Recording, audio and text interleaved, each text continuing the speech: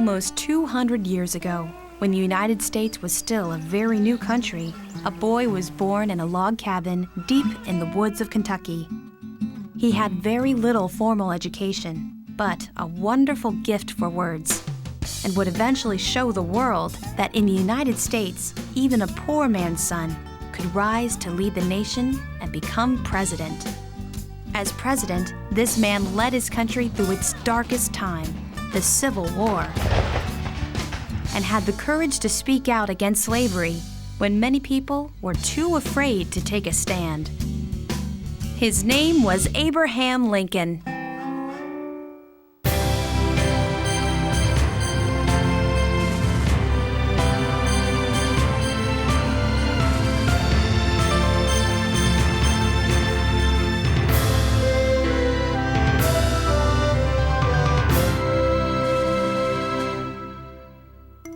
Today we're going to talk about someone you probably see every day.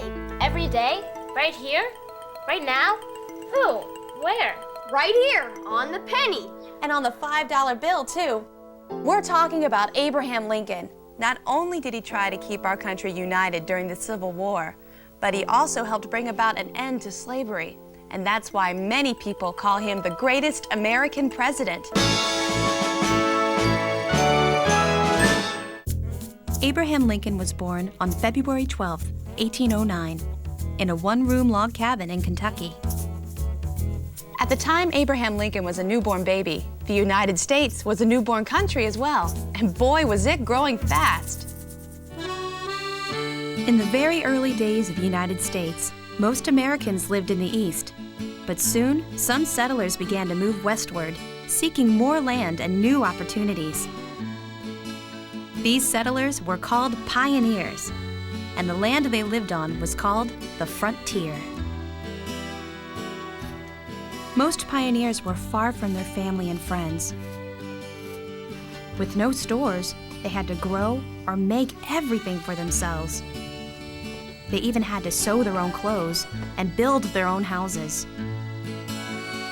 The log cabin where Abraham Lincoln was born was just like many pioneer houses, small and dark, with only one room and a dirt floor. Being a pioneer kid was a lot like being an adult. Children helped with all the family chores. They helped clear the land, gather berries in the woods, and hunt small animals like rabbit and quail. So, to be a pioneer, it sounds like you had to be strong and willing to work all day long. Yes, but in return for all their hard work, the pioneers could call the land they worked their own. So that's how Abraham Lincoln grew up. Very poor, but hardworking and resourceful. It taught him a lot about courage and determination. Yeah, but who taught him all the other stuff? I mean, it doesn't sound like he had a lot of time to go to school with all that hard work. Good point. Most pioneer kids didn't have time to go to school. They were too busy working. Not to mention, there were hardly any schools on the frontier. One of the most remarkable things about Abraham Lincoln is that he had so little schooling. In fact, Lincoln once said the amount of schooling he received added up to less than a year out of his whole life. Wow, the kids I know go to school for at least 12 years. Not Lincoln. In fact, his education was just enough for him to learn the alphabet. And once he mastered that, he learned to read. Reading opened up a whole new world to him, and he couldn't get enough. Books and newspapers were rare on the frontier where Lincoln grew up, but he loved reading so much, he'd read the same books over and over again until he almost memorized them. One of his favorites was a book about the life of George Washington. Lincoln was inspired by his bravery. Then when Lincoln was 9, his mother died. Later, his father got remarried to a woman who had 3 children of her own. As Lincoln grew older, he had no more time for school, but he always kept a book in his back pocket. Lincoln was growing into a strong young man. He grew so tall, so fast, his pants were usually a few inches too short for him. With 5 kids in the house, the family found themselves struggling for money. So young Abraham Lincoln built fences, chopped firewood, plowed fields and cleared fields for other farmers to help out. But soon, Lincoln grew tired of life on the frontier, and at the age of 18, he was itching for adventure. He and a friend became flat boatmen. Their job was to guide a large boat full of cargo down the Ohio River to the Mississippi and then on to New Orleans. For a wide-eyed kid from a small frontier town, the big city of New Orleans would be a brand new experience. There, for the first time, Lincoln saw hundreds of people in chains. It was a horrible sight, one he would never forget. He had been raised to believe that slavery was wrong, and what he saw in New Orleans only made him more certain of that. By the time Abraham Lincoln was born, slavery had already existed in the United States for over 200 years. Africans had been captured and brought to America in chains against their will. Here, they were sold and forced to work for no pay. Most of the enslaved Africans lived in the southern states, where they were put to work on huge farms called plantations. For generations, the enslaved Africans worked very hard and were often horribly mistreated. Those who refused to work or tried to run away were beaten or even killed. But while the South became almost completely dependent on slave labor, slavery was less common in the North. In the northern states, the factories, railroads, and small farms did not depend on slave labor. There were also people in the North who felt slavery was a great evil that should be outlawed. These people were known as abolitionists because they wanted to end or abolish slavery. The North and the South couldn't agree about slavery, and during the years Abraham Lincoln was growing up, tensions had been steadily rising between people living in the North and those living in the South. But then Lincoln became president and freed the slaves, right? Oh, slow down. It's a lot more complicated than that. Lincoln didn't go from guiding a river boat to guiding a nation. He made a few stops along the way. Let's get a report from the field. This just in. Hello and welcome to New Salem, Illinois. It was here, in this busy little frontier town, that Abraham Lincoln finally realized what he wanted to do with the rest of his life. But it took a few tries before he could make a decision. And in New Salem, he had plenty of choices. It didn't take long for people to see that this tall young man had an easy way with people. They trusted him, and soon they respected him too. He became part of the community, doing whatever job he could find. First, he was a shopkeeper. He was kind and fair when dealing with his customers, and was thought of so highly that local townspeople urged him to run for office. Lincoln took their advice and ran for the Illinois state legislature, but he lost the election. Next, he opened up his own shop. Business was slow, but that left him plenty of time to read. Eventually, Lincoln was appointed postmaster, a job he loved. But Lincoln still liked the idea of running for public office, and he didn't let his first defeat get him down. Vote for me? In 1834, he decided to run for office again, and this time he won. To prepare for his new job, Lincoln decided to become a lawyer. And to become a lawyer, you had to read a lot. 2 years later, in 1836, Lincoln was re-elected to the state legislature and also completed his law studies. He decided to join a law practice in Springfield, Illinois.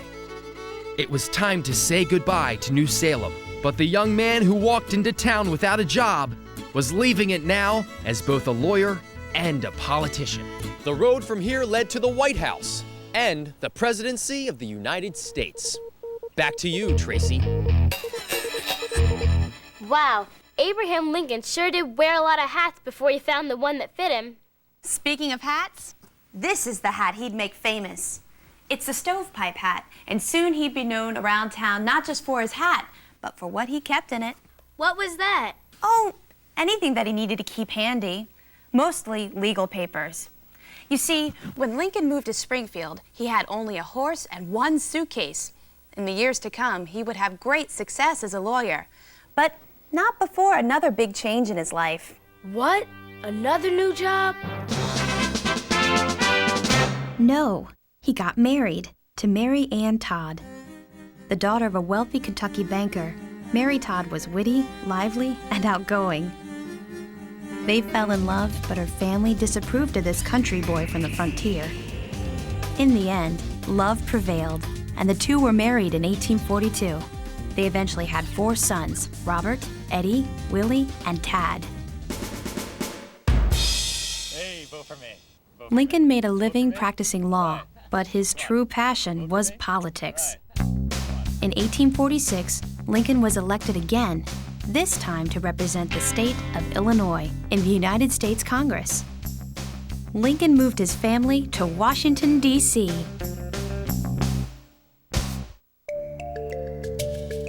The major issue facing the country at the time was slavery, something that Lincoln was strongly against. He wrote, "As I would not be a slave, so I would not be a master. This expresses my idea of democracy." Although Abraham Lincoln felt deeply that slavery was wrong, he wasn't quite sure how to deal with the problem. He feared that trying to abolish slavery in the South would lead to violence. He hoped that stopping slavery from spreading to America's frontier would be enough to make it eventually disappear. But many of Lincoln's views on slavery and other issues were unpopular. And in 1849, he left Washington and returned to Springfield to practice law and raise his family. Then in 1854, Congress passed the Kansas-Nebraska Act, which allowed the people of Kansas and Nebraska to decide for themselves whether they allow slavery within their borders. Lincoln was extremely unhappy. He felt that giving new states the choice between allowing or outlawing slavery was wrong, and it made it far less likely that slavery would just die out on its own. In 1858, Lincoln was nominated by the Republican Party as a candidate for senator from Illinois. During the election, Lincoln made an important speech about slavery and how it was dividing the country. Lincoln said, "A house divided against itself cannot stand. I believe this government cannot endure, permanently half slave and half free. It will become all one thing or all the other." Lincoln believed that if the states continued to argue about slavery, the country would fall apart. Lincoln lost this election, but people across the country were listening to him. Lincoln never gave up hope, and 2 years later, in 1860, he was nominated as a candidate for President of the United States. And on November 6, 1860, Abraham Lincoln was elected the 16th President of the United States of America. But the United States was not united anymore. Even before Lincoln moved into the White House, 7 southern states, beginning with South Carolina, announced that they were leaving the United States and forming their own country. I can't believe they did that. Well, they said they can never accept an anti-slavery president like Lincoln, so they would vote for one of their own. They named themselves the Confederate States of America, or the Confederacy, and elected Jefferson Davis as their president in February 1861. The northern states were now called the Union, and both sides began preparing for war. The Civil War? Yes, the most terrible conflict in American history. Americans fought against other Americans in the Civil War. In some families, brothers actually fought against their own brothers. It's important to know that Lincoln went to war in order to bring the country back together. Remember, although he hated slavery, he loved his country and did not want to see it divided. keeping the United States united. That was his most important goal. But he now found himself president of a country on the edge of disaster. People thought the war would end quickly. At the start of the war, many more people lived in the North than in the South, and the northern states had a huge advantage with railroads and factories. So it was easy to imagine the North winning in no time at all. The first major battle of the war became known as the Battle of Bull Run, and it took place on July 21st, 1861, near Washington, D.C. The soldiers were untrained beginners. In all likelihood, they were scared. On one side, the Northern Union troops wore uniforms of blue. On the other side, the Southern Confederates wore gray. Other than that, you could barely tell the two sides apart.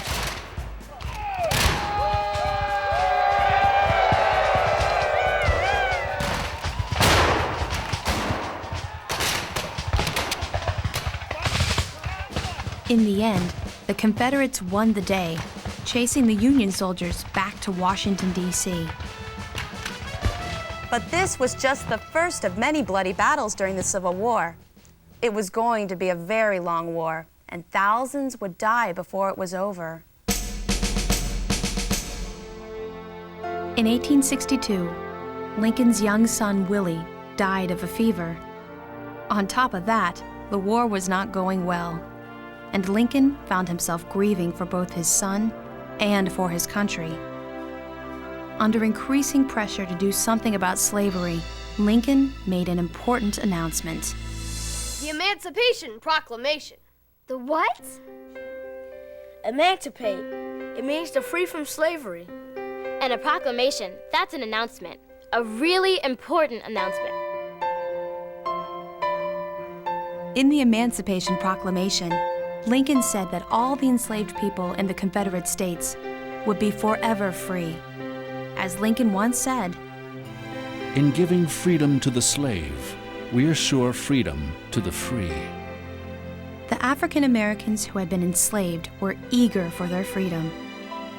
Thousands had already escaped to the northern states. Some had already been fighting in the Union Army. Time after time, African American soldiers in the Civil War proved their bravery and willingness to fight for freedom. In freeing the Southern slaves, Lincoln also hoped to weaken the Confederate Army. Without slave labor to grow food or make weapons, the Confederate Army would suffer. Despite this plan, the Confederate Army still had the advantage. Through the spring of 1863, the Confederate Army was winning the war. Starting on July 1st, 1863, 170,000 soldiers met at Gettysburg, Pennsylvania, to fight one of the bloodiest battles of the war. Let's get a report from the field. This just in. Reporting to you from Gettysburg. It was here, after 3 days of the worst fighting of the war, that the Union troops managed to push the Confederate Army, led by General Robert E. Lee, back towards the South. Both sides paid a terrible price, and many lives were lost. Over 50,000 soldiers were either killed, wounded, or listed as missing in action on these beautiful green fields.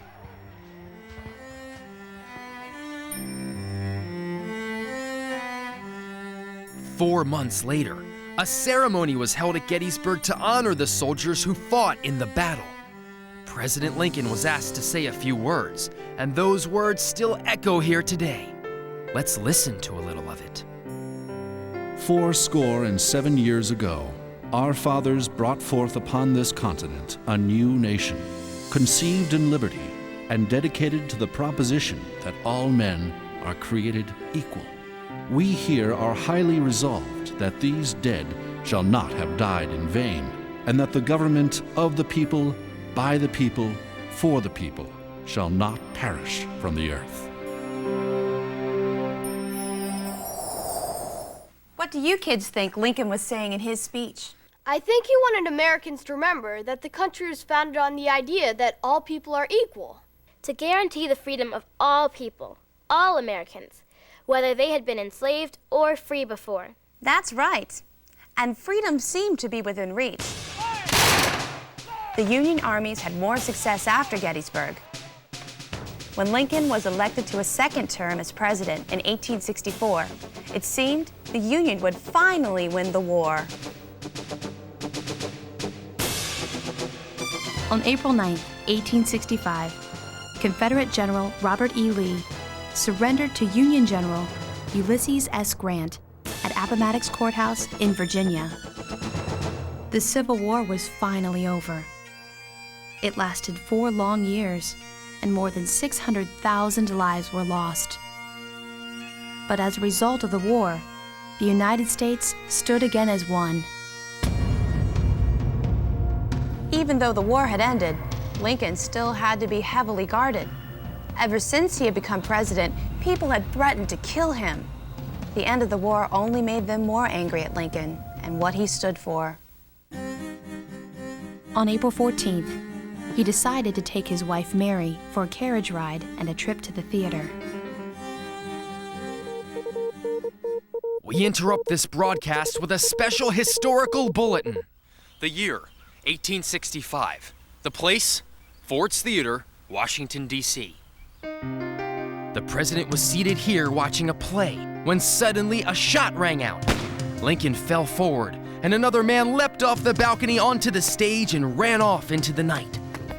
He was later identified as actor and Southern sympathizer John Wilkes Booth. Back to you, Tracy. Soldiers carried the injured president from the theater to the house across the street. He was so tall, he had to be laid diagonally on the bed. At least 5 doctors tried to save his life. But the next morning, at 7:22 on April 15th, Abraham Lincoln died. He was 56 years old. Thousands of people showed up for Lincoln's funeral in Washington, D.C. A train then took Lincoln's body to its final resting place, 1,600 miles away in Springfield, Illinois. All along the railroad tracks and in every major city where it stopped, the train was met by long lines of sad people who had come to say goodbye to a great American president. I wonder if Lincoln ever realized how great his accomplishments were. Yeah, and if it weren't for Abraham Lincoln, there might not be a United States at all. And it's that thought which is inscribed at the Lincoln Memorial in Washington, D.C. In this temple, as in the hearts of the people for whom he saved the Union, the memory of Abraham Lincoln is enshrined forever.